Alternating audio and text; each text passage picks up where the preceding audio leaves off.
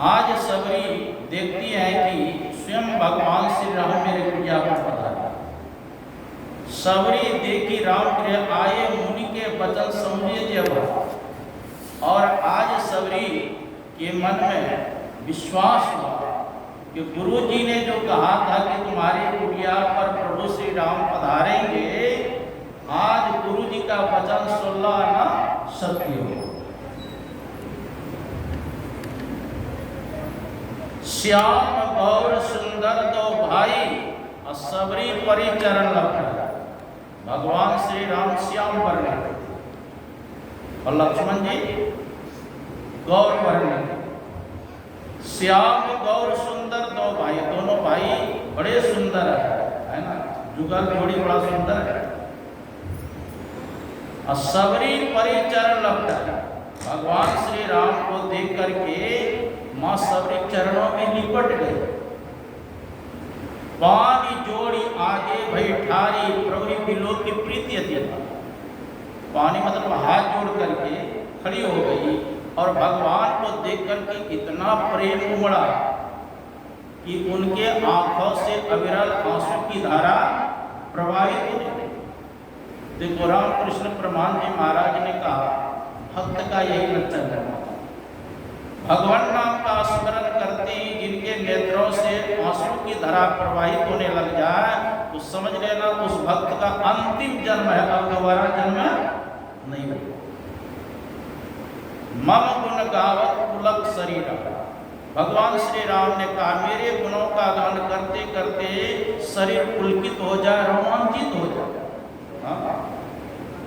हम लोग भी तो प्रार्थना किए, प्रेम भक्ति गुरु दीजिए, बिंदुओं कर थोड़ी हाथ जोड़ करके प्रार्थना किए, हे प्रभु, हे गुरुदेव, आप हमको प्रेम भक्ति दीजिए, हे प्रेम रूपी सदगुरु, प्रेमी जीवन।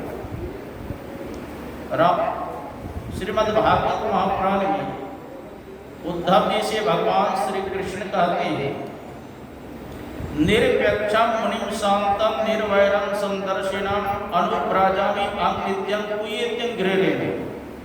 निरपेक्ष, जो किसी की अपेक्षा नहीं रखता। मुनिम शांत, जो मुनि शांत है, परमात्मा के चिंतन में अहिर्निश रात दिन लगे रहते हैं। निर्वैरम, जिनका कोई संसार में शत्रु नहीं है। समदर्शिनम, जो समदर्शी है। समदर्शी किनको कहते हैं? सिया राम मैं सब जग जानी करो प्रणाम जोड़ी जुग पानी। सिया राम मैं सर्वम खलु इदम ब्रह्म, निश्चय या सारा संसार ब्रह्ममय है, ईश्वर में। समदर्शिना अनुप्रजामि अनित्य, ऐसे जो संत भक्त होते हैं, भगवान कृष्ण कहते हैं मैं उनके पीछे यह सोचकर चलता हूँ, अनुप्राजामि अनित्यं पूयेत्यं गृहेण। उनका चरण धूल मेरे ऊपर पड़ जाए तो मैं भी पवित्र हो। ऐसे भक्त के, संत के भगवान कृष्ण कहते हैं उनका चरण धूल में स्वयं चलता। एक अयोध्या में हुए पलटूदास जी महाराज, उन्होंने कहा, आरती कीजिए संत चरण की, यही उपाय न आन तरह की। आरती किनकी करना चाहिए? का संतों की चरण। आरती कीजिए संत चरण की, यही उपाय न आन तरह की। संसार सागर से तैरने का और दूसरा कोई उपाय नहीं है। आरती कीजिए संत चरण की, यही उपाय न आन तरह। संत के जस हरि श्री मुख गाता। संत की महिमा का बखान तो स्वयं हरि मतलब परमात्मा गुणगान करते थे। और संत के रज ब्रह्मा नहीं पाते। संतों के रज चरण धूल करते ब्रह्मा को भी नसीब नहीं है। लक्ष्मी है संतन की दासी, रज चाहत कैलाश निवासी। कहते लक्ष्मी भी क्या है? संतों की दासी है, और उनके रज कैलाश के वासी भगवान शंकर भी चाहते हैं। कोटि मुक्ति संतन की चेरी, करोड़ों मुक्ति का संतों का चेरी। इसलिए कहा सबसे बड़े है संत, दूसरा नाम है, तीजे 10 अवतार जिन्हें प्रणाम है। ब्रह्मा विष्णु कहे सकल संसार है, अरे हारे पलटू सबसे ऊपर संत मुकुट सरदार। भगवान कहते वाक गदगदा द्रवते यस्य चित्तम रुदित्य भिक्षणम हसति क्वचिच्च विलित उद्गायते नृत्यते च मद भक्ति युक्तो भुवनम पुनाति। क्या कहते हैं? वाक गदगदा द्रवते यस्य चित्तम, मेरे गुणों का गान करते करते जिसकी वाणी अवरुद्ध हो, चित्त द्रवीभूत हो जाए, नेत्रों से आंसू की धारा प्रवाहित होने लग जाए, मतलब कभी भी ताता न टूटे। वाक गदगदा द्रवते यस्य चित्तम रुदित वीक्षण, जो भक्त होते हैं ना कभी रोने भी लगते हैं। रुदित वीक्षणम हसति क्वचिच्च, कभी कभी खिलखिला करके हंसने भी लगते हैं। रुदित वीक्षणम हसति क्वचिच्च विलित उद्गाते नृत्यते च मद भक्ति युक्तो भुवनम पुनाति। अब कहते हैं उद्गार के साथ कभी कभी उछल उछल करके गाने लगते हैं, गुणगान करने लगते हैं, परमात्मा का स्मरण करते हैं। कहते हैं उद्धव ऐसे भक्त तो स्वयं पवित्र होते ही हैं, जहां वो निवास करते वो स्थान भी पवित्र हो जाते हैं, पूरे संसार पवित्र हो जाता है। ऐसे भक्ति थी, ऐसी भक्ति थी कौन? मौसम। भगवान श्री राम को बैठने के लिए आसन देती है, खाने के लिए क्या देती है? कंद मूल फल सुरसयति, दिए राम का आनी अप्रेम सहित प्रभु खाया बारंबार बखाना। कंद मूल और फल तीन चीज आया। कंद कहते हैं जमीन के अंदर से, जैसे शकरकंद है, मिश्रीकंद है, बैठता है, तो कंद खाने के लिए दिए भगवान श्री राम। अब मूल मतलब अंकुरित पदार्थ, जैसे चना का अंकुर होते हैं, मूंग का होता है। और फल में क्या देती है खाने के लिए? कथा प्रसिद्ध है कि सबरी के बैर और सुदामा के टंडूल और रुचि रुचि भोग लगाए मेरे प्रभु। बैर दिए खाने के लिए। अब कौन बैर दिए खाने के लिए? ये हाइब्रिड वाला बैर, बड़ा बड़ा जंगली फल होता है ना, जिसमें गुठली रहता है अधिक और गुद्दा हल्का सा और छिलका भी रहता हल्का सा। अब उस फल को खा करके भगवान कहते हैं बड़ा सुंदर है, बड़ा दिव्य फल है। हाँ, क्या फल में स्वाद था? उनके प्रेम में स्वाद।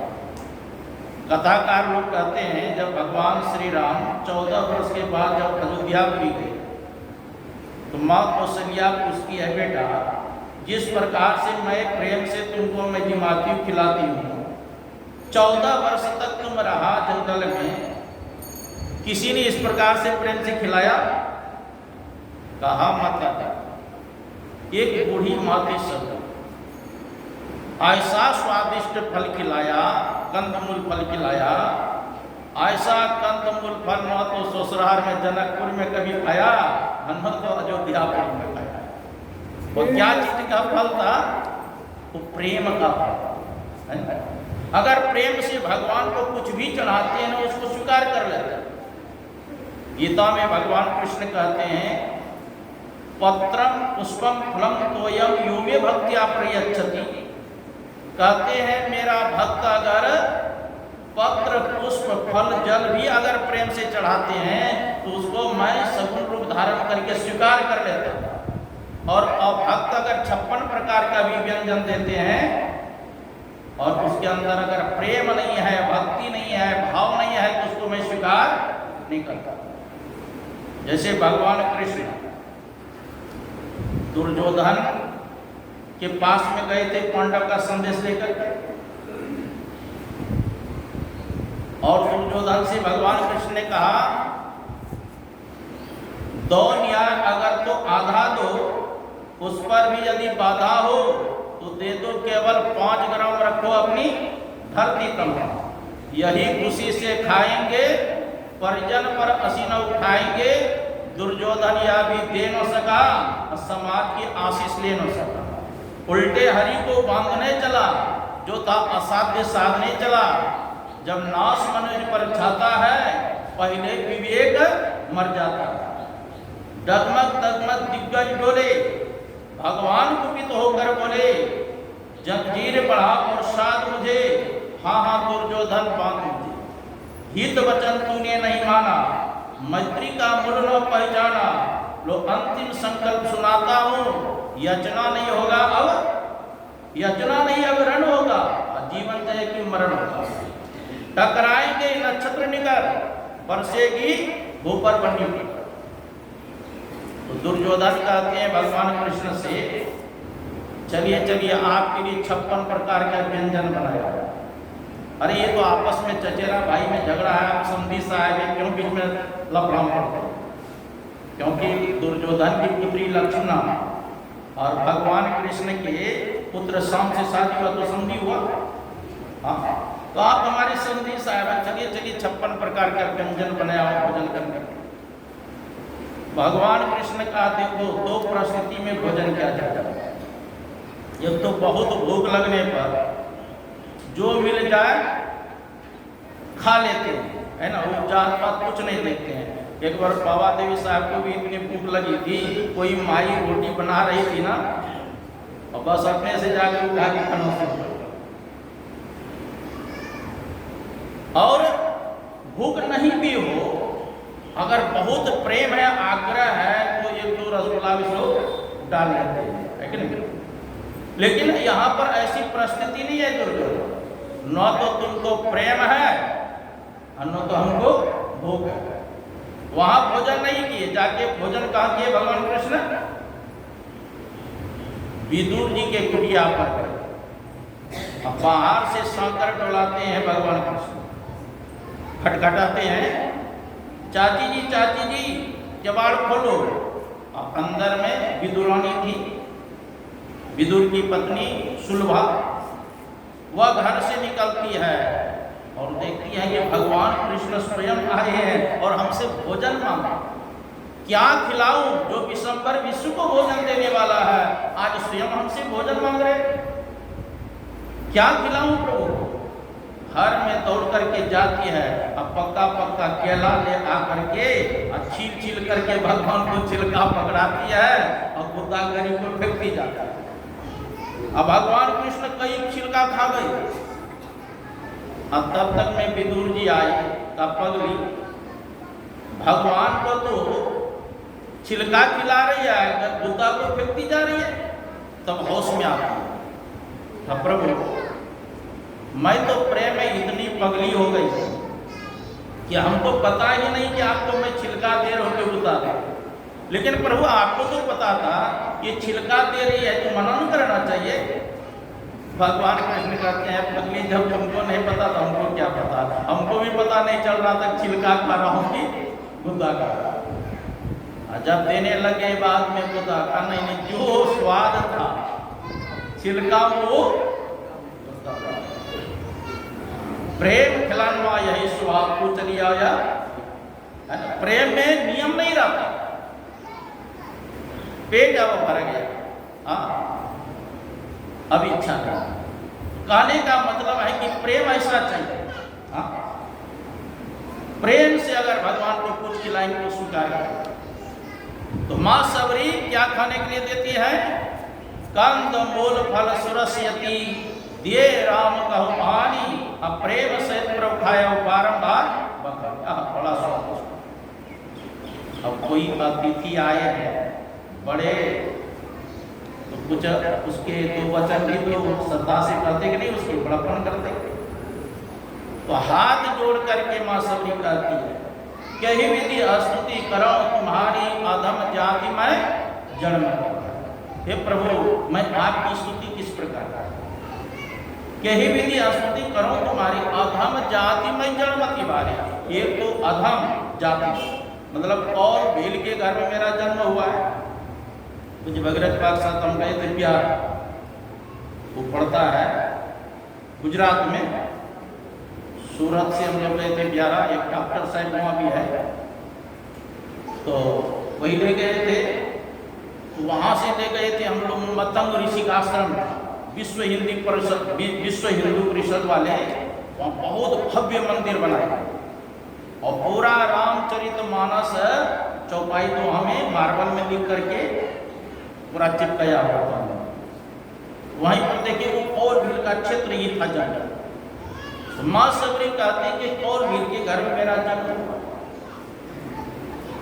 यही विधि स्तुति करो तुम्हारी अधम जाति में जड़मती और मेरी बुद्धि जो है जड़ है, मंद बुद्धि की मैं हूं।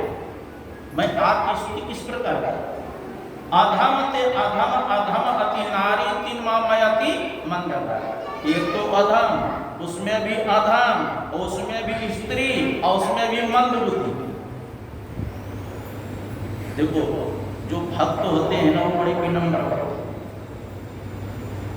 यद्यपि मां सबरी के अंदर 9 प्रकार की भक्ति थी। देखो जिस वृक्ष में फल लगा रहता है ना, वह वृक्ष का डाल देखेंगे झुका रहता है, और जिसमें फल नहीं रहता है तो वृक्ष का डाल उठा रहता है। उसी प्रकार जिस भक्त के अंदर भक्ति भरी पूरी रहती है वो बड़े विनम्र होते हैं, और जिसके अंदर भक्ति नहीं है वो अकड़ा रहेगा। वो अपने से दूसरे को किसी को श्रेष्ठ नहीं मानता। हम लोग गुरु महाराज में देखिए, अभी हम लोग स्तुति के गुरु महाराज क्या स्तुति की, मोरी मति अति नीच अनाड़ी। मेरी जो बुद्धि है नीच है, अनाड़ी है। क्या गुरु महाराज की बुद्धि अनाड़ी थी जिसके लाखों शिष्य हैं? सूरदास जी महाराज स्वयं कहते मौसम कौन कुटिल खल कामी, जिन तन दियो ताहि बिसरायो मोते कौन नमक हरामी। क्या सूरदास जी महाराज कुटिल थे कि कामी थे कि नमक हरामी थे? नमक हरामी किसको तो जानते हैं? नमक हरामी उसको कहते हैं जिसने आपका उपकार किया उसका भी अपकार करे, उसी को नमक हरामी कहते। गाँव घर का कहते अरे जिस पत्ता में खाते उसी में छेदा करते हो, हाँ उसको नमक हरामी। तो क्या सूरदास जी महाराज नमक हरामी थे? इतने बड़े भक्त थे सूरदास जी महाराज, एक बार कुआं में गिर गए और साथी लोग देने लग गए बांस रस्सी, इसको पकड़ करके ऊपर आ गए। सूरदास जी कहते नहीं, जिनका हाथ लंबा हो मेरे पास तक आ जाए उसी के हाथ से मैं निकलूंगा कुआं से, वरना कुआं से नहीं निकलूंगा। अब भगवान कृष्ण के इतने बड़े भक्त थे कि सूरदास जी महाराज जब भजन गाते थे, सूरदास थे ना, स्वयं भगवान कृष्ण आकर के बैठ के उनका भजन सुनते और भगवान कृष्ण स्वयं आए वहां और अपना हाथ बढ़ा करके सूरदास जी महाराज के हाथ पकड़ करके कुआं से बाहर और सूरदास जी महाराज सोचने लगे इतना लंबा हाथ किसका हो सकता है? ये तो मेरे प्रभु का ही हो सकते हैं। सूरदास जी महाराज कस के भगवान कृष्ण के हाथ पकड़, अब भगवान कृष्ण भी कम नहीं नटखटिया थे, है ना। और भगवान कृष्ण भी हाथ मड़ोड़ के मतलब छुड़ा करके भाग गए। तो सूरदास जी महाराज को बड़ा क्रोध हुआ। भगवान कृष्ण को ललकारते हुए सूरदास जी महाराज कहते हैं हाथ मड़ोरे जात हो निर्बल जान के मोय, हृदय से जब जाओगे तो मरद सराओ। प्रभु तुमको कमजोर समझ करके हाथ छुड़ा करके तो भाग गए, लेकिन मेरे हृदय से जाओगे तो सच्चा मर्द समझो। हाँ अब वो ऐसे भक्त कहते हैं मौसम कौन कुटिल करता। जब मां सबरी अपने आप को छोटी दीनहीन समझने लगी, अपने आप को दीनहीन कहने लगी, तब भगवान को बर्दाश्त नहीं हुई। तब भगवान श्री राम क्या कहते हैं, तुम्हारा प्रवचन मैंने सुन लिया सबरी, अब मेरा सुन। मैं जो कह रहा हूं सावधान होकर सुनो। कह रघुपति सुनो भामिनी बाता, हम मानव एक भगति करता। हे सबरी, मेरा संसार में नाता है तो केवल एक भक्ति का नाता। देखो भामिनी का अर्थ होता है सुंदरी। मां सबरी कैसी सुंदरी थी? कि उनके पति शादी करके जा रहे थे जंगल, अब पाछे उलट करके देखे कि कितनी दूर रह गई है पीछे, तो जैसे उलट के उनके पति देखते ये काली कलोटी थी। उनके पति के मन में हुआ कि इसको अगर घर में ले जाएंगे तो बच्चे सब डर जाएंगे, कौन भूतनी को भाग जाएगा। आओ वहीं सबरी को छोड़ करके उनके पति भागे। मतलब बाहरी तो सुंदरता थी नहीं हो, लेकिन भगवान श्री राम के दृष्टि वो असुंदरी है। देखो जी, बंबई में एक पर एक हीरो हीरोइन सब है नहीं, कलाकार सब। अब उसका तस्वीर यहाँ ला करके रखेंगे, प्रणाम करिएगा? क्यों नहीं करिएगा? बड़ा सुंदर है। लेकिन माँ सबरी काली कलोटी है, अगर उनके तस्वीर रखेंगे प्रणाम करिएगा कि नहीं करिएगा? क्योंकि भारतवर्ष में चित्र का पूजा नहीं होता है। चित्र के पीछे जो चरित्र छिपा है वो चरित्र का पूजा होता है। चरित्र का, मां सबरी के अंदर चरित्र छिपा हुआ है, इसलिए भगवान के दृष्टि में सुंदरी है, वह सुंदरी है। भगवान शंकर कहते हैं सो कुल धन्य उमा सुनो जगत पूज सुपुनीत श्री रघुवीर परायण जैन रूपद विनीत। उमा वह कुल धन्य है जिस कुल में भगवान के अनन्य भक्त हैं, चाहे जिस कुल का हो। जाति पाति पूछे नहीं कोई, हरि को भजे सो हरि का हो। जाति पाति की कोई बात नहीं। एक महात्मा जी से किसी ने पूछा, महाराज जी आप किस जाति के? अरे महात्मा को जात नहीं पूछना था। अरे महात्मा से तो ज्ञान की बात करो, जात न पूछे। कहते हैं साधु का जात नहीं पूछा जाता। पूछ लीजिए ज्ञान, बोल करो तलवार की पड़ा रहे म्या। तो महात्मा जी थोड़ा सा मफली आते, कहा मैं हरिजन चमार। कहा कि महाराज एक बात बोलिए, आप हरिजन है कि चमार है? कहा अरे चमड़ा का शरीर है इसीलिए मैं चमार हूं, हरि का भजन करता है इसलिए हरिजन। हरि का भजन करने वाले हरिजन, और चमड़ा का तो शरीर है तो चमार है। तो जाति पाति की नहीं, इसमें ज्ञान की विशेषता। भगवान श्री राम कहते हैं कहा रघुपति सुनो भामिनी बाता, हम मानो एक भगति कर। जाति पाति कुल धर्म बढ़ाई, धन बल परिजन गुण चतुराई। भगत हीन नर सो है कैसे, अब बिनु जल बारिश देखिए जैसे। जैसे कि बादल घटाटोप लगा हो और उस बादल में एक बूंद जल न हो तो बादल की शोभा है? बादल की शोभा तब है जब उसमें अंतर में जल हो।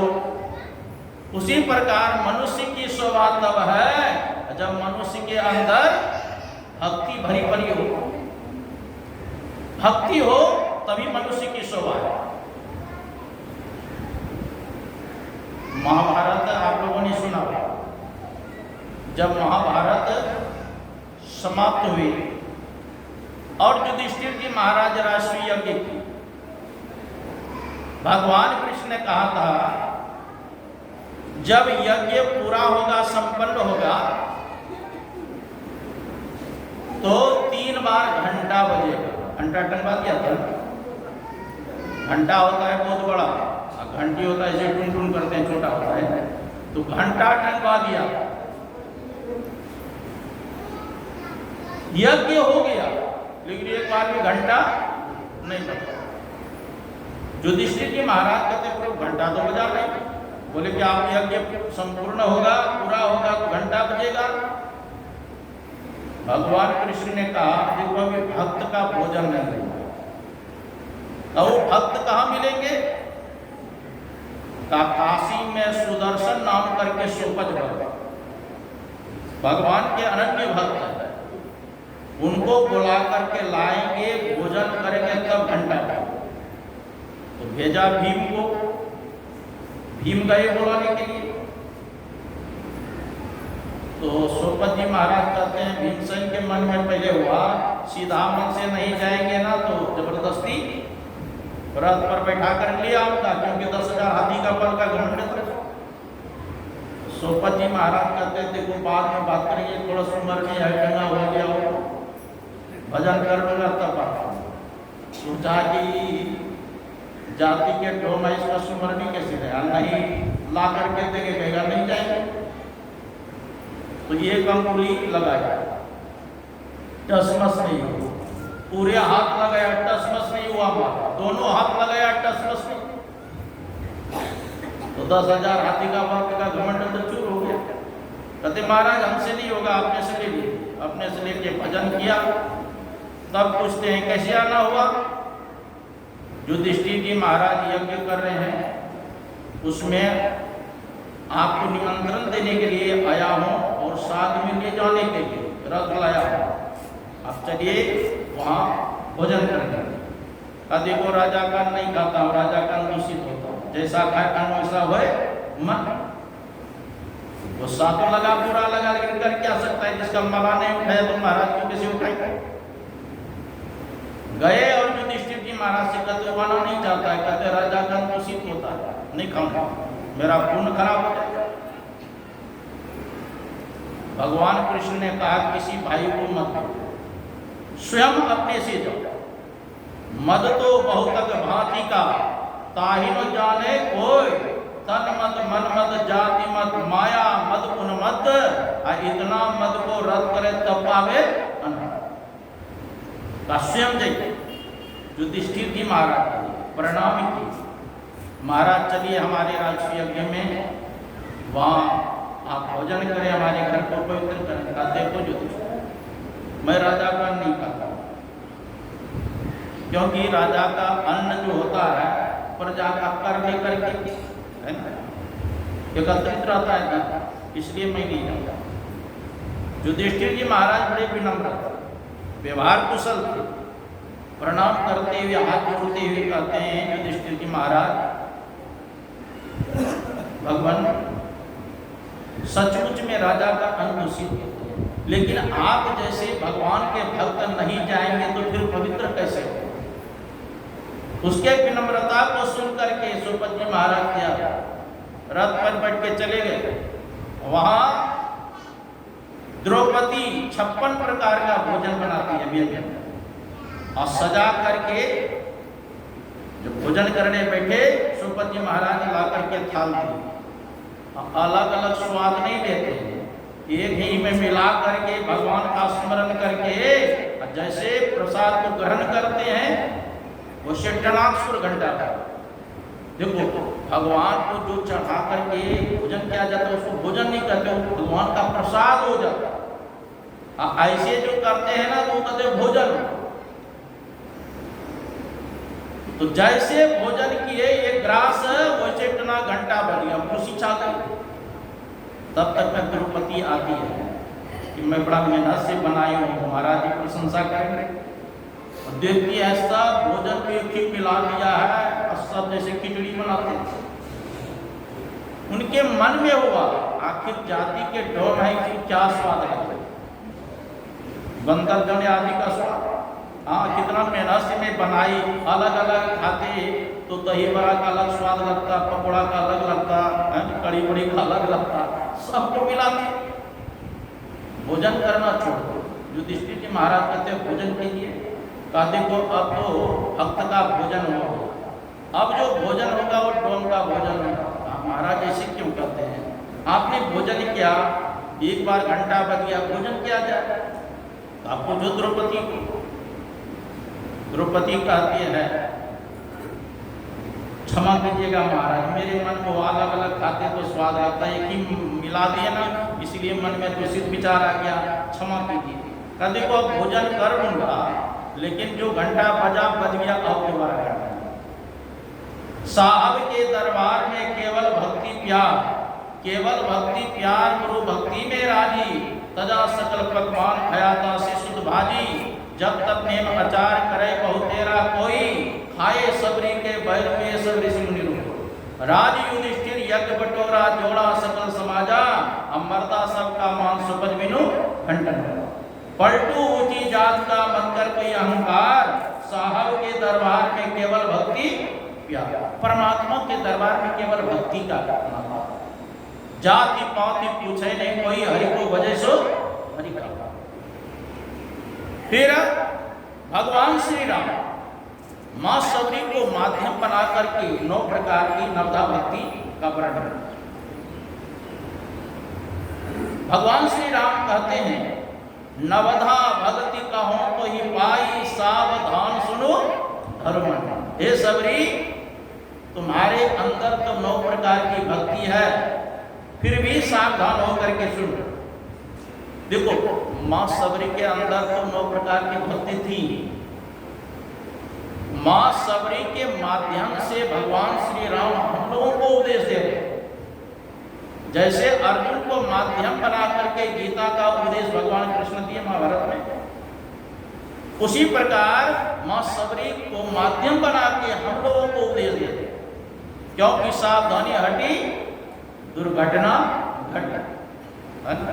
हिमालय जाएंगे, चौराहा चौराहा पर निकाला, थोड़ा सा असावधान हो जाए गाड़ी हजारों किलोमीटर नीचे चला जाए ऊपर से। और असावधानी से सुनने के कारण ही अभिमन्यु महाभारत के मैदान में मारा गया। क्योंकि माता के गर्भ में ही कैसे चक्रव्यूह भेदन किया जाता है, अर्जुन सुनाई दी किनको, सुभद्रा को। 6 फाटक कैसे तोड़ा जाता है वो तो सुन लिए, और 7वां फाटक कैसे तोड़ा जाता था तक में सो गई, तो अर्जुन ने सुनाना बंद कर दिया तो नहीं सुन पाए। इसलिए सावधान होकर के सुन। प्रथम भक्ति संतन कर संग। प्रथम भक्ति क्या है? संतों का संग। देखो संतों का जो संग करेंगे लाभ क्या होगा? गुरु महाराज गए थे गोड्डा जिला और बांका जिला के मतलब बॉर्डर के पास है पंजवरा पर। कुछ बनिया भाई ने गुरु महाराज से साधु वेश में देख करके पूछे, महाराज आप क्या करते? गुरु महाराज ने कहा, देखते हो मैं साधु के वेश में क्या करता हूँ? ईश्वर भक्ति का प्रचार करता हूँ, सत्संग करता हूँ। का सत्संग करने से क्या लाभ होता है महाराज? तो गुरु महाराज कहते हैं आपको क्या चाहिए? कहते महाराज चाहना की कमी है 1-3 लाख हो तमन्ना। तो कहा आप लोग पढ़े लिखे सारी चाहों को समेट कर बोलिए। तो चुप हो गए। गुरु महाराज कहते आप नहीं बोलते तो मैं भी कहता सुनिए। आप संसार में सुबुद्धि चाहते कुबुद्धि चाहते अपने लिए? महाराज हम लोग तो सुबुद्धि चाहते। कहा समाज में अपनी कीर्ति चाहते कि अपकीर्ति चाहते? हमारा समाज में तुम्हें कीर्ति चाहता हूं। कहा संसार में धनवान होकर रहना चाहते कोई निर्धन बन के रहना चाहता? महाराज हम लोग तो धनवान होकर रहना चाहते हैं। कहा शांति से मृत्यु को प्राप्त करना चाहते हो, अशांति से मृत्यु प्राप्त करना चाहते? महाराज हम लोग तो शांति से मृत्यु प्राप्त करना चाहते हैं। कहा मरने के बाद सदगति चाहते हो कि दुर्गति चाहते हो? कहा महाराज हम लोग तो सदगति चाहते हैं। कहा तुलसीदास जी महाराज रामायण में लिखा है, मति की रति गति भूति भलाई, जब जही जतन जहाँ जही पाई, सो जानल सत्संग प्रभाव, लोक वेदना अनुभव। अच्छी बुद्धि चाहते हैं, सत्संग कीजिए आपकी अच्छी बुद्धि होगी। समाज में कीर्ति चाहते हैं, सत्संग कीजिए आपके समाज में कीर्ति मिलेगी। धन चाहते हैं, सत्संग कीजिए आपको धन भी मिलेगा। शांति से मृत्यु को प्राप्त करना चाहते हैं, सत्संग कीजिए आपकी शांति से मृत्यु होगी। और मरने के बाद सदगति चाहते हो, मोक्ष मुक्ति चाहते हो, तो सत्संग कीजिए आपकी सदगति होगी, मोक्ष मुक्ति मिल जाएगी। अगर ये 5 चीजें मिल जाए तो कुछ चाहिए? कहते महाराज का तो सब कुछ मिल गया।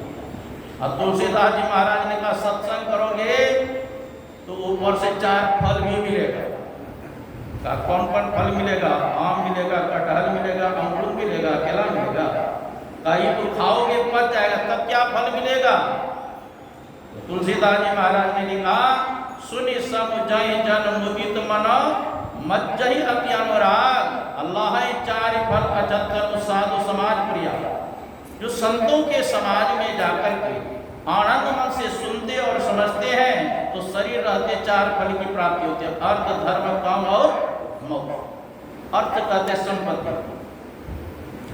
अगर आपके पास अर्थ नहीं होता तो सत्संग मंदिर कैसे तैयार होता? अगर संपत्ति हो रहा अखिल भारतीय सत्संग कराते जानते हैं मचा में बोले 58 लाख रुपया खर्चा हुआ है ना। तो कैसे कराएंगे? तो पहले सत्संग करोगे तो अर्थ आएगा, अब जब अर्थ आएगा तो फिर धर्म करेंगे, जब धर्म करेंगे फिर मनोकामना पूर्ण होगा और अंत में मोक्ष मुक्ति मिल जाएगी, सारे बंधन से छूट जाएंगे, अवागमन के चक्र से मुक्त हो जाएंगे। कितना लाभ है सत्संग करने से?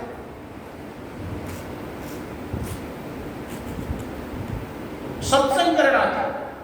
दूसरी रतिमम कथा प्रसंग, जहाँ संत महात्मा रहते हैं स्वाभाविक कथा प्रसंग चलता है, अर्थात रतिम प्रेम के साथ सुनना चाहिए।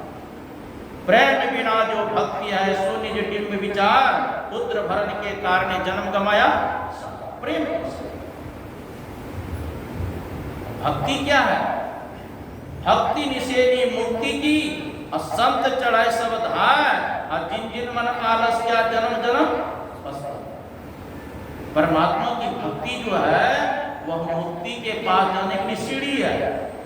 जैसे छत पर चढ़ने के लिए सीढ़ी पर चढ़ते कि नहीं, का उसी प्रकार परमात्मा हम अगर पहुंचना चाहते हैं, निर्वाण पद को प्राप्त करना चाहते हैं, मोक्ष मुक्ति को प्राप्त करना चाहते हैं, तो पहले संतों का संग करना पड़ेगा। भक्ति निषेधी मुक्ति की, संत चढ़े सब धार। संत महात्मा तो दौड़ करके फान करके चढ़ गए, लेकिन जिनने आलस किया जन्म जन्म पछताया। आलसी व्यक्ति क्या कहे? आज कहे मैं कल भजूंगा, काल कहे फिर काल, आज काल के करते अवसर जासी जा। संत महात्मा कहते हैं ऐसा मत करो, काल करो सो आज कर, आज करो सो अब पल में पर नहीं होगा, बहुरी करेगा कब? इसलिए शीघ्र करना। भगवान श्री राम माधुर्य के माध्यम से समझा रहे हैं कि प्रथम भगति संतन कर संगा, दूसरी रतिमम कथा प्रसंग, गुरुपद पंकज सेवा, तीसरी भगतियां। गुरु की चरण कमल की सेवा करना ही तीसरी भक्ति, और मान प्रतिष्ठा रहित होकर के गुरु की सेवा। और देखो जी, जब तक गुरु की भक्ति नहीं करेंगे परम कल्याण होने वाला है। गुरु महाराज कहते हैं गुरु की भक्ति साधु की सेवा अब बिन कछु नहीं पाई। जब तक गुरु की भक्ति नहीं करेंगे, संतों की सेवा नहीं करेंगे, तो कहते हैं कुछ मिलने वाला नहीं।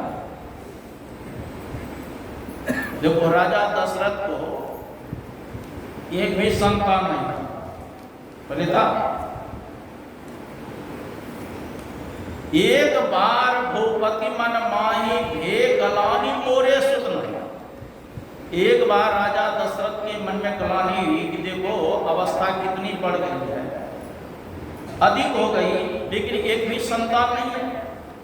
अरे गांव में घर में नहीं देखते हैं, 2-4-5 साल हो गया शादी के बाद किसी को बाल बच्चा नहीं होता है, कितना परेशानी हो जाता है। उसी प्रकार राजा दशरथ के मन में एक बार भूपति मन माई एक गलानी मोरे सुत। तब कहाँ गए? गुरु गृह तुरंत गए महिपाला, बंदी चरण करी विनय विशाला। तब गुरु महाराज के आश्रम गए, वशिष्ठ मुनि के आश्रम। निज दुख सुख सब गुरु ही सुनाया, अपने सुख और दुख की बात गुरु के सामने खोल करके कहते रहे। गुरुदेव सुख की बात तो ये है, आपके कृपा से खजाना भरा हुआ है, सारी प्रजा सुखी है, पूरे परिवार वाले सुखी है, लेकिन दुख एक ही है गुरु महाराज कि इतनी उम्र हो गया, लेकिन एक भी संतान नहीं है, राजपाट को कौन आगे चलाएगा? हाँ, देखो राजा दशरथ से शिक्षा सीखनी चाहिए कि हम लोग भी अपने गुरु महाराज का आश्रम जाए तो सुख और दुख दोनों बात सुनाना चाहिए, खाली टुकड़ा नहीं सुनाना चाहिए। हाँ,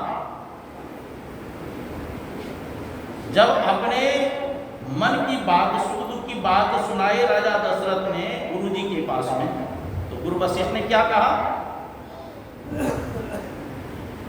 धारौ धीर वह सुतचारी अत्रिभुवन विदित भगत भय आदि। हे राजा दशरथ, अधीर मत हो। एक नहीं, दो नहीं, तीन नहीं, चार चार पुत्र होगा। और गुरु की कृपा से चार पुत्र हुआ ना, भगवान श्री राम, भरत, लक्ष्मण और शत्रुघ्न। अगर गुरु प्रसन्न हो जाए तो क्या नहीं करे, पल में कर दे निहाल बजो साबित। बालक के जन्म दिवस के अवसर पर ये सत्संग करा रहे हैं कुंजन बाबू के पोते के भजन। तो आइए हम लोग भी भगवान के जन्म महोत्सव पर, जो भगवान श्री राम जब जन्म लिए थे, सारे देवता लोग आए, सूर समो विनती करी, पहुंचे निज निज धाम, जग निवास प्रभु प्रगटे अखिलो विश्राम। भय प्रकट कृपाला दीन दयाला कौसल्या हितकारी, हर्षित महतारी मुनि मनहारी, अद्भुत रूप विचारी, लोचन अभिरामा तन घन श्यामा, निज आयुध भुज चारी। लोचन अभिरामा तन घन श्यामा, निज आयुध भुज चारी। भूषण बनमाला नयन विशाला, सुंदर शोभा सिंधु करारी। कह तोई कर जोरी स्तुति तोरी, के विधि कराय अनंता। माया गुण ज्ञानातीत अमाना, वेद पुराण अनंता। मम उर्वासी यह उपहासी, सुनत धीर मति थिर न रही। अभी भगवान के देखो सगुण सकार की स्तुति कर रही है, लेकिन उसका अर्थ क्या निकलता है? निर्गुण निराकार। का कोई कर जोरी स्तुति तोरी, कहती करो अनंत। हाथ जोड़ करके मां को सजा करता है। अब देखो बालक का जो जन्म होता है, और कितना होता है? एक बित्ता का होता है, एक फुट का होता है। लेकिन यहाँ क्या करें? हाथ कोई कर जोरी स्तुति तोरी, पे एक विधि करो अनंत। अनंत मतलब क्या होता है? जिसका आदि अंत मध्य न हो। अनंत तो स्तुति तो कर रही है सगुण सकार, लेकिन अर्थ क्या निकलता है? निर्गुण निराकार स्वरूप का। मम उर्वासी यह उपासी, सुनत धीर मति थिर न रही। उपजा जब ज्ञाना प्रभु उसका न, चरित बहुत विधि के आदि शब्द कहा गया। तो बालक का जन्म हुआ तो खुशी। देखो साधारण घर में जब बालक का जन्म होता है तो माता पिता दादा दादी नाना नानी कितना खुश होते हैं, और जिसके घर में भगवान स्वयं आवे कितना खुशी मनाते होंगे। तो अगर गुरु प्रसन्न हो जाए तो शिष्य का सारी मनोकामना पूर्ण हो, क्योंकि कल्प वृक्ष गुरुदेव मनोरथ सब सब। कल्प वृक्ष के समान गुरुदेव सारे मनोरथ को पूर्ण कर। गुरु की भक्ति साधु की सेवा बिन कछु नहीं पाई। जब तक गुरु की भक्ति नहीं करेंगे, संतों की सेवा नहीं करेंगे, कुछ मिलने वाला नहीं है।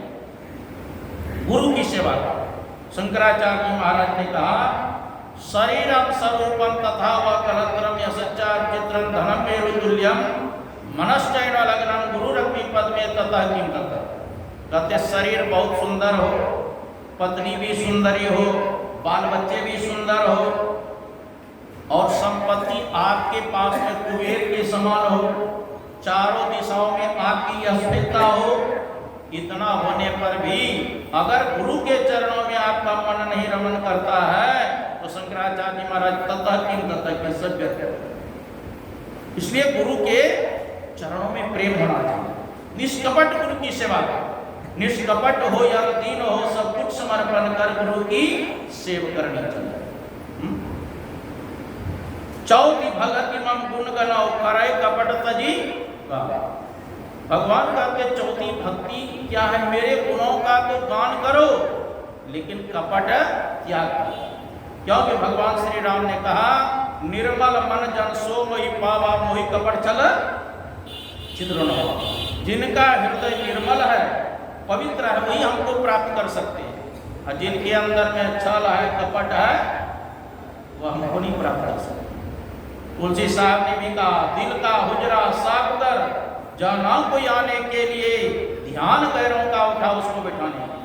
अगर अपने इष्ट को अपने हृदय में बैठाना चाहते हैं तो हृदय रूपी कोठरी को पवित्र करना। हाँ, अरे गंगा जल साधारण हम लोग जाते हैं लाने के लिए जिस पात्र में, तो कितना साफ करके जाते हैं। और अपने हृदय में परमात्मा को बैठाना चाहते हैं, अपने इष्ट देव को बैठाना चाहते हैं, तो हृदय रूपी कोठरी को पवित्र बनाना पड़ेगा। इसलिए मांस, मछली, दारू, शराब, अंडा ये सब नहीं खाना चाहिए। ये मनुष्य का भोजन है, राक्षसी भोजन है। नारद जी से भगवान विष्णु ने कहा न हम बसामी वैकुंठे योगी नाम हृदय न च मद भक्ता यत्र गायन्ति तत्र तिष्ठामि नारद। हे नारद, न तो मैं वैकुंठ में वास करता हूँ, न तो मैं योगियों के हृदय में वास करता हूँ। तो नारद जी ने पूछा प्रभु तब कहाँ वास करते हैं? मद भक्ता यत्र गायन्ति तत्र तिष्ठामि नारद। हे नारद, जहाँ पर मेरे भक्त लोग गायन करते, मेरा स्मरण चिंतन करते, मैं वहीं पर वास करता हूँ। मंत्र जाप मम दृढ़ विश्वासा पंचम भजन सो वेद प्रकाश। भगवान कहते हैं मेरे मंत्रों का जो जप करना है यही वेद में पांचवी भक्ति प्रसिद्ध है। देखो मंत्र कैसे जप करना था। गुरु महाराज 3 प्रकार के बताते, वाचिक जप, उपांशु जप और मानस जप। वाचिक जप जैसे राम राम कहते हैं, कृष्ण कृष्ण कहते हैं, वाहिगुरु कहते बोल करके। और उपांशु जप उसको कहते हैं जिसमें ओष्ठ भी हिलता है, अपना भी सुनते हैं, है ना, दूसरे भी नजदीक में है सुन लेता है। और मानस जप उसको कहते हैं जो मने मन जप किया जाता है, जिसमें ओष्ठ भी नहीं हिलता है, जिह्वा भी नहीं डोलती है, अंग प्रत्यंग स्थिर। कोई बिरला यही विधि नाम कहे, मंत्र अमोल नाम दुई अक्षर बिनु रसनारट लागी रहे, होठ न डोले जीवन बोले सुरति धरनी जड़ा। इस प्रकार से जप हो जिसमें ओष्ठ भी न हिले, जिह्वा भी न डोले, अंग प्रत्यंग स्थिर। आंख बंद करके जहां अंधकार में अपने दृष्टि को स्थिर करने के लिए कहा है, देखते हुए जप करो। देखते हुए देखो, जहां हमारी दृष्टि जाती है ना वहीं मन जाता है। दृष्टि अगर हट गई वहां से तो मन भी भाग जाएगा। हाँ, तो अंधकार में दृष्टि को स्थिर कर रखते हुए जो मंत्र बताया है उसको जप करो। अति पावन गुरु मंत्र मन ही मन जाप। अत्यंत पवित्र गुरु मंत्र का जाप। उठते बैठते खाते पीते सोते ऐसे जप करो। और सोने के समय भी जब करते हुए सोएंगे तो रात में बुरा स्वप्न नहीं होगा। अब 5 मिनट कम से कम सोने जाते हैं बिछावन पर, आंख बंद करके जब करते हुए सोते। बायां करवट सोएंगे जल्दी पचेगा। बायां करवट सोने से दायां स्वर चलता है, जल्दी हजम होता है। और जिस दिन आप दायां करवट सो गए, अब बायां स्वर चलेगा, जल्दी अन्न नहीं पचेगा। जब करते हुए सो, शास्त्र में दिया है शतम विहाय भोक्तव्यम सहस्रनश्चरेत लक्षम विहाय दातव्यम कोटिम कर्तारम स्मरेत। स्व काम को छोड़ करके भोजन करना। देखो समय पर अगर भोजन नहीं करेंगे, भूख लगने पर अगर भोजन नहीं करेंगे तो शरीर में पित्त हो जाता है। अब भूख नहीं रहने पर भी भोजन करोगे तो ऊपर भी रोग होगा। इसलिए कहा 100 काम छोड़ करके भोजन करना। 1000 काम को छोड़ के स्नान करना चाहिए। स्नान करने से मस्तक ठंडा रहता है, भजन बनता है। 1,00,000 काम को छोड़ करके दान करना चाहिए। देखो जितना दान करेंगे ना उतना ही आमदनी आएगा, और जितना कंजूसी करेंगे उतना ही आपके पास माल नहीं आता। देखो कुआं से जितना पानी निकालते जाते हैं ना उतना शुद्ध पानी मिलेगा आपको। अब कुआं का पानी निकालना बंद कर दो सड़ने लगेगा। उसी प्रकार धन का जब तक उपयोग नहीं करते हैं, दान पुण्य नहीं करते हैं, वह धन में भी बदबू नहीं लगता। धन का तीन ही गति होता है, या तो दान कर लो, या तो उपभोग कर लो, अंत में तो नाश होगा ही। और ये क्या है, माया है, संपत्ति है ना, कभी भी एक के पास नहीं रहती है क्या? आज आपके पास है तो कल किसी और के पास, परसों किसी और के पास, परसों किसी के और के पास। अब देखते हैं कोई करोड़पति होकर के भी खाकपति हो जाता है, अब खाकपति भी करोड़पति हो जाता है। और लाख काम को छोड़ करके दान करना चाहिए। मैंने महाभारत में पढ़ा, कोई व्यक्ति आपके घर में मांगने आ गए और आपने कुछ दान पुण्य नहीं किया, तो मांगने वाले व्यक्ति यूं ही लौट के नहीं चला गया, अपना पाप आपके पास छोड़ देगा और आपका पुण्य लेकर चला जाएगा। इसलिए कहा दान अवश्य करें। और अंतिम का कोटिन तक्कर हरिमस्मरे, करोड़ों काम को छोड़ के भगवान का भजन है, यही ना सबसे महत्व है। गुरु महाराज जैसे ही कटिहार जिला है ना, और ये कहा है कटिहार में गांव भी टोला में सत्संग बनता, अब तो भव्य बन गया है वहां भी 2 मंजिल का। गुरु महाराज प्रवचन क्रम में कनिक कृपा किए, महर्षि विक्रमादित्य महाराज जिनका चित्र थे, का जिनको भजन करने का शौक है रात में उठ करके भजन करें, आलस सतावे तो सो जाए, फिर जग करके भजन करें। तो रात में उठ करके भजन कौन करे? जो सवेरे भोजन कर लेंगे, हल्का भोजन करेंगे, वही ना रात में जग करके ध्यान करेंगे। चरणदास जी महाराज ने कहा दिन को हरि सुमरन करो, रात जाग कर ध्यान, भूख राखी भोजन करो, तज सोवन को बहु। 4 पहर नहीं जगी सके, आधी रात सो जाग, ध्यान करो जप ही करो, भजन करन पुला। जो नहीं सरता तो पहरे, पिछले पहरे चेत, उठ बैठो रटना रटो प्रभु से लाभो। जागे ना पिछले पहर, अब करे न गुरुमत जा, हम मुँह फाड़े सोवत रहता को लागे सुपाप लगता है। देखो अभी तो हम लोग कहते हैं क्या, महाराज ध्यान करने का फुर्सत ही नहीं है। अब देखो महाभारत के समय द्वापर युग में हुआ था, एक बार दुर्योधन गए भीष्म पितामह के पास, अब उल्हाना देने के लिए कि दादाजी आप युद्ध करते हैं लेकिन मन से नहीं करते। भीष्म पितामह ने दुर्योधन से कहा, अरे 10,000 महारथी को रोज मारता हूं तब मैं अपने रथ को पीछे करता हूं। कहा दादाजी और को मारने से क्या लाभ, सिर पर 5 पांडव को समाप्त कर दीजिए और किसी को मारने के बाद। क्रोध में आकर भीष्म पितामह ने कहा लो कल मैं 5 पांडव को समाप्त कर, 5 पांडव निकाल लिया। अब जब भगवान कृष्ण को पता चला, गए अर्जुन के पास, अर्जुन तुमको पता है भीष्म पितामह ने प्रतिज्ञा किया है कल 5 पांडव को समाप्त करो। अर्जुन कहते हैं प्रभु मैं दिन भर युद्ध किया हूं, थका हुआ, सोने दीजिए, मैं अपने जीवन का बागडोर आपके हाथ में रख दिया हूं, जो करना है आप करें। भगवान कृष्ण वहां से द्रौपदी के पास में आते हैं, और द्रौपदी से भगवान कृष्ण कहते हैं द्रौपदी भीष्म पितामह ने प्रतिज्ञा किया कल 5 पांडव को समाप्त कर दें, क्या तू जीना चाहती है? का जब हमारे पति ही नहीं रहेंगे मैं जी कर क्या करूं? आप चिता रज दीजिए, उसी में मैं जल के भस्म हो जाऊंगा। का चलो मरना तो है ही, थोड़ा तीर्थाटन करने चलो। द्रौपदी को लेकर के भगवान कृष्ण कहाँ आते हैं?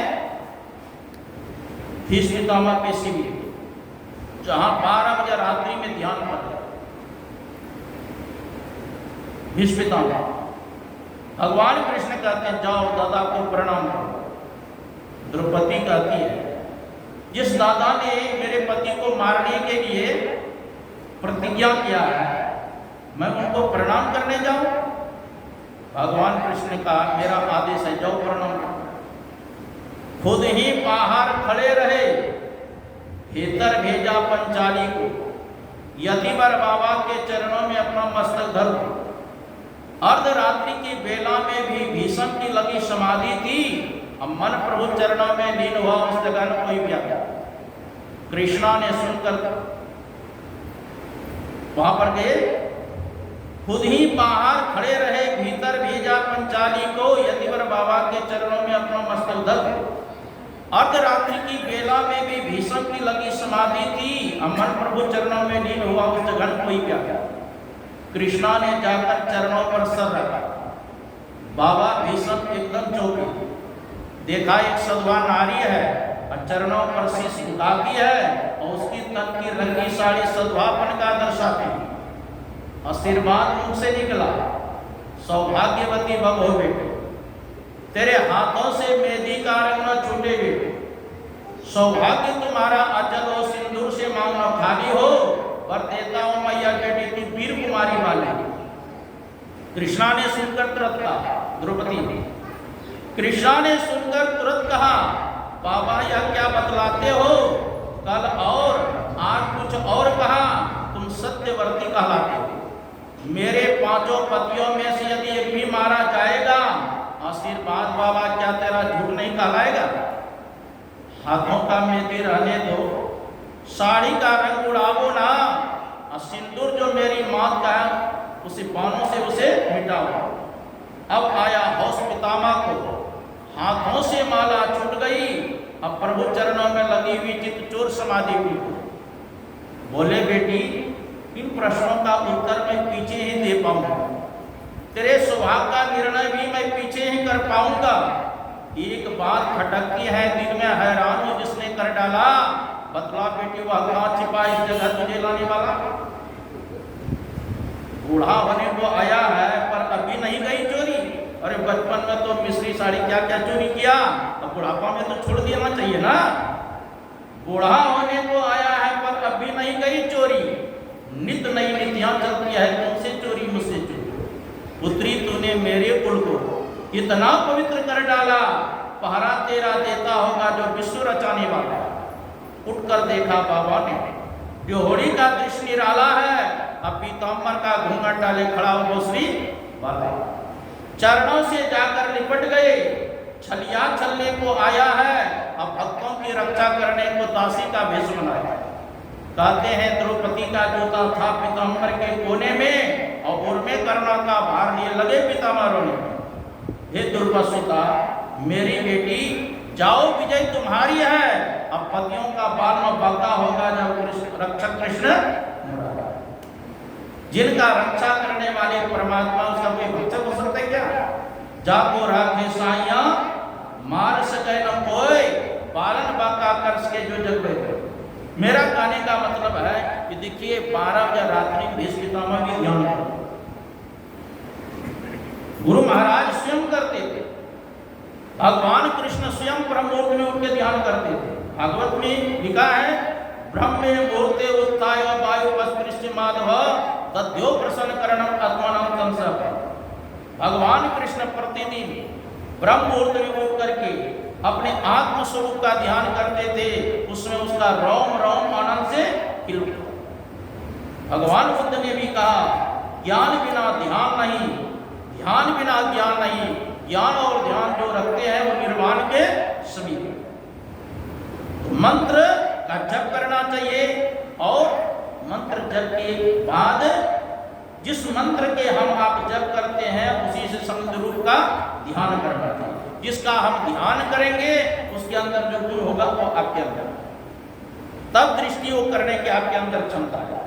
छठ तम शील विरति बहुकर्मा निरत निरंतर सज्जन करना। छठी भक्ति है इंद्रियों का दमन करना। हमारी इंद्रियां कहाँ जा रहे हैं पंच विषय में? आंख रूप के तरफ, कान शब्द के तरफ, ना गंध दुर्गंध के तरफ, जिह्वा रसास्वादन के तरफ, त्वचा स्पर्श। जो 5 ज्ञान इंद्रियां 5 विषय के तरफ प्रवाहित हो रहा है, भगवान कृष्ण कहते हैं कि इन विषयों को बाहर ही कर दो, अंदर घुसने दो, और प्राण अपान वायु को सम करके अपने दृष्टि को भ्रुकुटी के बीच में स्थिर करो, और 5 ज्ञान इंद्रियां, 5 कर्म इंद्रियां और 4 अंतःकरण इंद्रियों को वशीभूत करो। विगतेच्छा भय क्रोध हो या सदा मुक्ति, इच्छाओं का त्याग करो, क्रोध का त्याग करो। ऐसा जो साधन करता है वही मोक्ष के योग्य है, वही मोक्ष को प्राप्त कर सकता है। दृष्टि योग साधन, गुरु महाराज कहते हैं निज तन में खोज सज्जन, बाहर न खोजना, अपने ही घट में हरिया अपने में खोजना। कैसे? 2 नैन नजर जोड़ के एक नौक बना के अंतर में देख, सुन सुन अंतर में देख, अपनी दृष्टि धारों को एक करो अपने। यही बात भगवान श्री राम ने मुक्तिकोपनिषद में हनुमान जी से कहा, एक तत्व दृढ़ाभ्यासा दियावर्ण विजितम मना प्रक्षिण चित्त दर्पस्य निगृहित इंद्रिय द्वेषः पद्मिनी व हेमंते चियन्ते बहुवास। हे पवन सुत हनुमान, एक तत्व का दृढ़ाभ्यास हो। जैसे हेमंत काल में कमल गल जाता है, जैसे ठंडी दिन में होता है ना कमल का पत्ता सब गल जाता है, तो उसी प्रकार दृष्टियोग साधन करने से सारी इंद्रियां आपका शिथिल हो जाता है। दृष्टियोग के बाद आता है शब्द सत, शब्द खोजी मन बस करे सहज जोग है ए सत्य सन्निसारिया तो झूठी शब्द सत। जैसे बाहर में सर्प टेढ़ा मेढ़ा चलता है, अब बिल में जाता है तो सीधा हो जाता है, उसी प्रकार 9 द्वार में जो मन है यह वक्र गति में चलता है। जब अंतर में नाद सुनाई देता है, वो नाद को पकड़ लेता है उस शब्द को, तब क्या होगा? इंद्रिय थकित गलित मन हुआ आशा सकल गुण। शब्द साधना तो पहले मानस ध्यान दृष्टियोग करने पर मुख बंद रहता है और आंख बंद रहता है, और शब्द साधना करने के समय तीनों बंद लगाए के सुन अंधड़ टंकोर, नानक शून्य समाधि में नहीं साझ नहीं दे।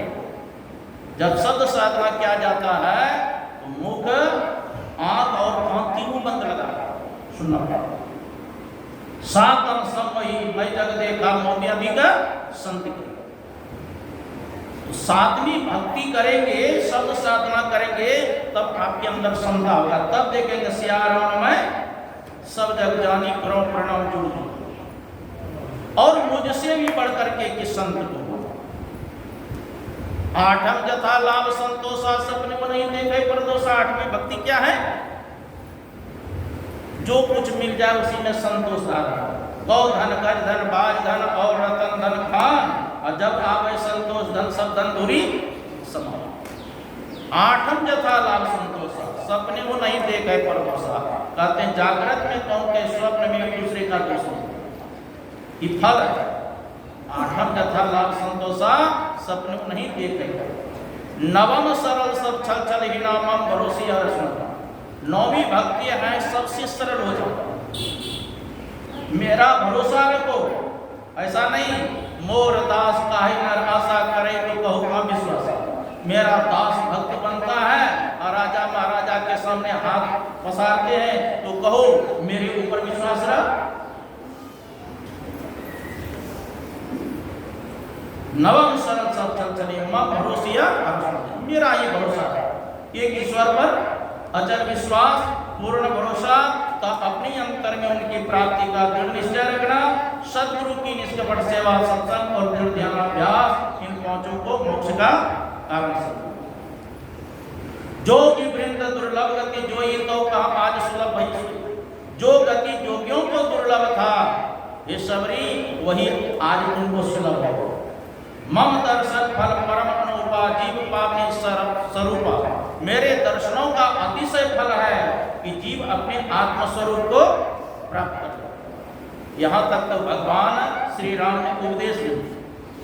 तब मां सबरी कहती है भगवान श्री राम से, प्रभु आपका तो सुन लिया, लेकिन जब तक मैं अपने शरीर का परित्याग करके आपके आत्मस्वरूप में लीन नहीं हो जाती हूँ, तब तक आप हमारे सामने खड़े हैं। कई कथा सकल विलोकी हरिमुख, हृदय पद पंकज धरे, तजि जोग पावक ते हरिपद लीन भई जाने। नर विविध कर्म अधर्म बहुमत, शोक प्रद सब त्याग हो, विश्वास करि कह दास तुलसी राम पद अनुग्रह। जातिहीन अग जन्म मही, मुक्त किन अस्नार, महामंद मन सुख चासी, ऐसे प्रभु ही विसार। जो छोटी जाति थी, कौल भील के घर में जन्म ली थी, ऐसे सबरी को जिन्होंने तार दिया, मुक्त कर दिया। अरे मन, ऐसे प्रभु को तुम छोड़ करके सुख चाहता है, तुम महामंद है। अगर सुख शांति चाहते हैं तो ईश्वर का भजन करें, संतों से युक्ति जान करके साधन करें, तो यह लोक परलोक दोनों सुख में होगा। जिस बालक के निमित्त यह सत्संग रखा गया, मैं गुरु महाराज से प्रार्थना करता हूँ कि वह बालक चिरंजीवी हो और माता पिता की सेवा करें, देश की सेवा करें, विश्व की सेवा करें, जिससे और साथ साथ भक्ति करें, जिससे यह लोक परलोक दोनों सुख में होगा। बोलिए श्री सद्गुरु महाराज की। सूचना दो, कुछ सूचना दो।